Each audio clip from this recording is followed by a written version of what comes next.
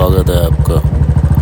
चलिए आज हम आपको लेके चलते हैं दादा परशुराम के धाम पे। दादा परशुराम का धाम सोनाग धाम। और इस कहानी की शुरुआत ऐसे होती है कि एक बार एक पिता ने अपने पुत्रों को बोला, 4 पुत्रों को, कि अपनी माँ का गला काट दो। बट वो डर गया।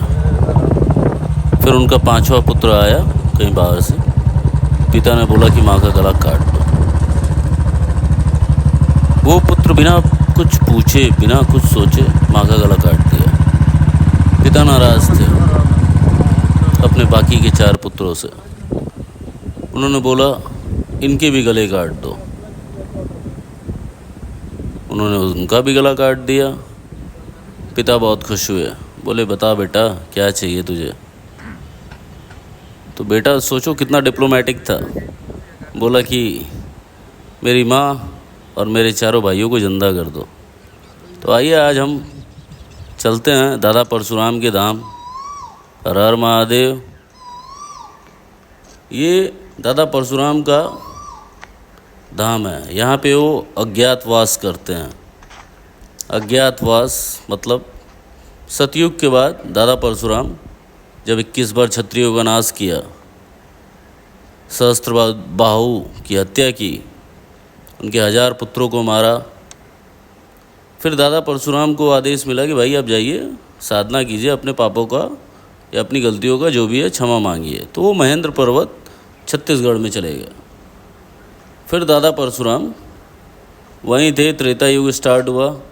दादा भी अपने विष्णु भगवान के अवतार, और राम जी आए त्रेता। सीता जी का स्वयंवर हुआ।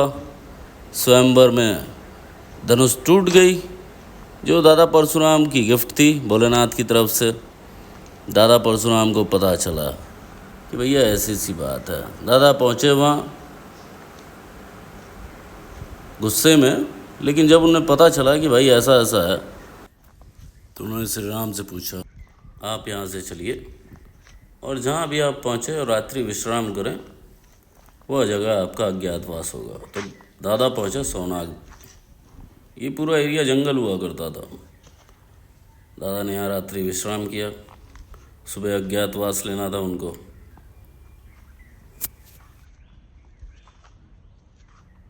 तो चलिए जानते हैं हम आज परशुराम धाम की कहानी सोनाग।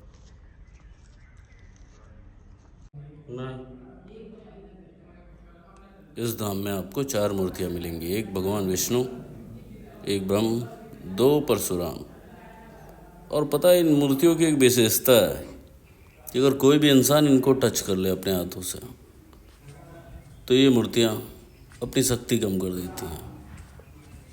और ये रिवाज भी है कि इस कलयुग में दादा परशुराम को कोई मनुष्य अगर टच करे तो उनकी ताकत कम होगी। तो दादा की शक्तियों को बचाने के लिए उनको एक बैरियर के अंदर रखा जाता है।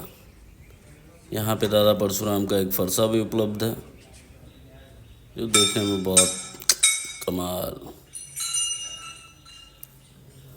तो दादा परशुराम जब जनकपुरी से चले और सोनाग पहुँचे, रात्रि हो गई, तो दादा ने यहाँ विश्राम किया और सुबह एक तालाब का निर्माण भी किया। उसके बाद अज्ञातवास किया। ये दादा का तालाब है।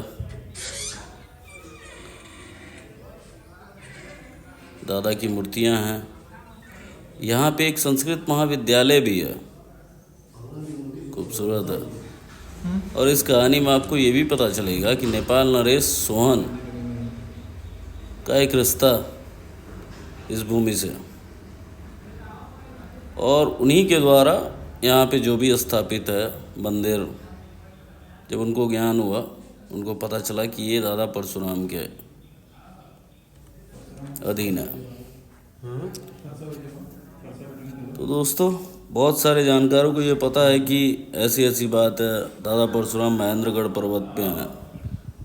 ऐसी बात नहीं है। दादा परशुराम सोनाग, देवरिया, उत्तर प्रदेश, यहाँ पे हैं। अब आपको एक और बहुत बड़ी विशेषता बताते हैं। पूछिए क्या?